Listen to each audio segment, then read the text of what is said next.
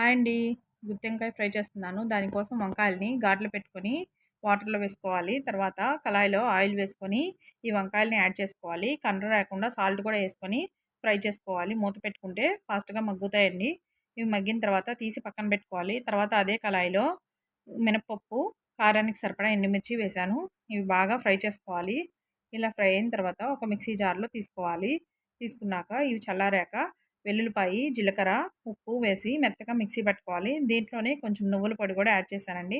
ఇది కూడా వేసి మిక్సీ పట్టిన తర్వాత ముందుగా చల్లార్చుకున్న వంకాయల్లోకి ఈ కారాన్ని స్టఫ్ చేసుకోవాలి. ఇలా స్టఫ్ చేసుకున్న తర్వాత కళాయిలో ఆయిల్ వేసుకొని ఈ వంకాయలని ఒక్కొక్కటిగా వేసుకొని ఒక 5, 10 నిమిషాలు ఫ్రై చేసుకోవాలి. ఇలా ఫ్రై అయిన తర్వాత మిగిలిన కారం ఉంటుంది కదండీ! అది కూడా దీంట్లో యాడ్ చేసుకొని స్టవ్ ఆఫ్ చేసుకోవడమే. ఈ కారం వేసిన తర్వాత వేగనవసరం లేదు. స్టవ్ ఆఫ్ చేసుకుంటే వంకాయ ఫ్రై రెడీ. ఇలా చేసుకుంటే టేస్ట్ అయితే చాలా బాగుంటుంది. ఒకసారి మీరు కూడా ట్రై చేయండి. ప్లీజ్ నా వీడియో నచ్చితే లైక్ చేయండి.